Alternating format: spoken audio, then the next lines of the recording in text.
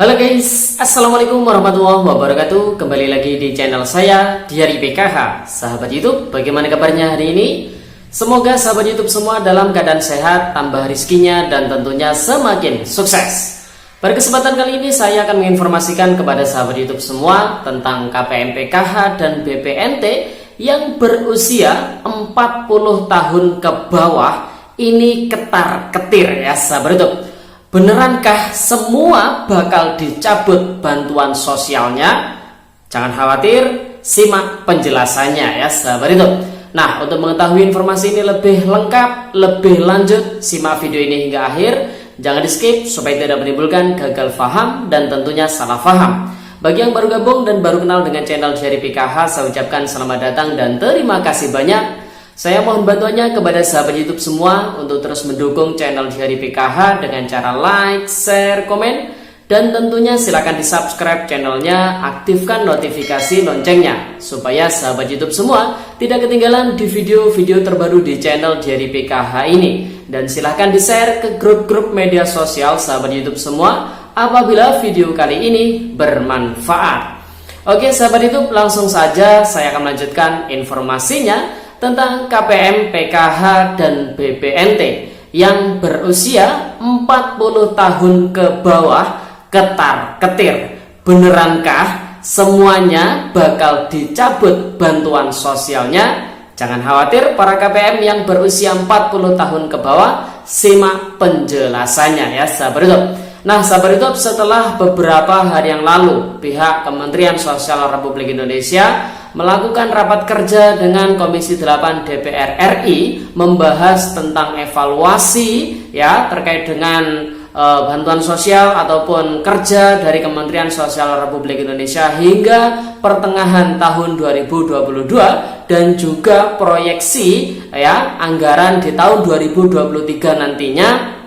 Banyak sekali ya sahabat YouTube yang membanjiri di kolom komentar di video channel Diari PKH sebelumnya yang bertanya perihal tentang kejelasan ya, kejelasan nasib mereka yang usianya ini 40 tahun ke bawah ya sahabat YouTube. Bahwasanya berdasarkan pemaparan dari Bu Menteri Sosial, beliau mengatakan bahwasanya saat ini program Keluarga Harapan dan juga bantuan BPNT, bantuan pangan non tunai, ini ada pengelompokan berdasarkan usia ya sahabat YouTube untuk menentukan sasaran di masing-masing unit pelaksana. Tentunya ada 3 unit pelaksana. Yang pertama ada unit ya Dirjen Rehabilitasi Sosial, kemudian yang kedua adalah unit Dirjen Linjamsos ya Perlindungan dan Jaminan Sosial, kemudian ada unit Dirjen Dayasos Pemberdayaan Sosial ya sahabat YouTube. Tentunya masing-masing unit ini memiliki pendamping sosial sendiri-sendiri. Nah, berdasarkan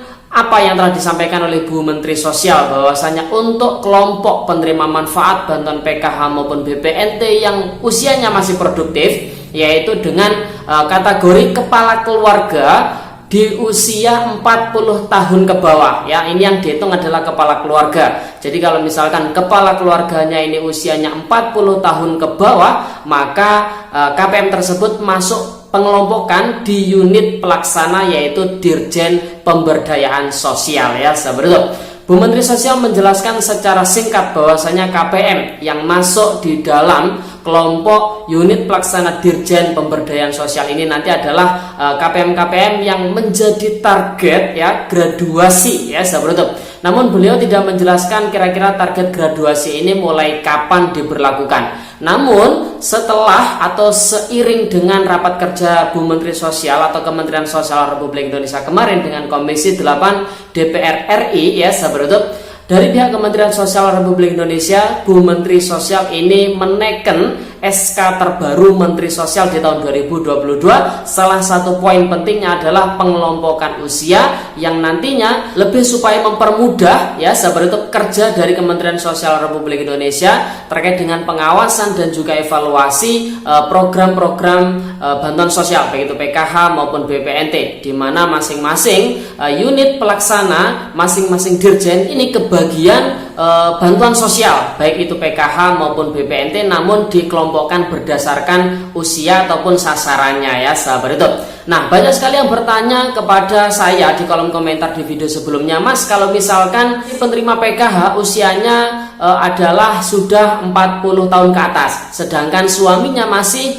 40 tahun ke bawah, itu bagaimana? Apakah nanti juga ikut target graduasi? Berdasarkan sasarannya tentunya iya ya sahabat YouTube. Jadi yang kepala keluarga usianya 40 tahun ke bawah itu masuk di unit pelaksana Dirjen Pemberdayaan Sosial yang nantinya menjadi target graduasi ya sahabat YouTube. Yang jelas graduasi ini ya sahabat YouTube nantinya dari masing-masing penerima manfaat ini tidak langsung serta-merta digraduasi secara massal, namun nanti dari pihak Dirjen Pemberdayaan Sosial akan memberikan sebuah program ya sahabat YouTube, program pemberdayaan kepada mereka supaya nantinya mereka bisa cepat graduasi ya sahabat YouTube. Ketika sudah graduasi maka bantuan PKH dan juga BPNT ini tidak lagi diberikan tentunya ya sahabat YouTube. Supaya mereka ini cepat graduasi, maka selain mereka dapat bantuan PKH atau BPNT,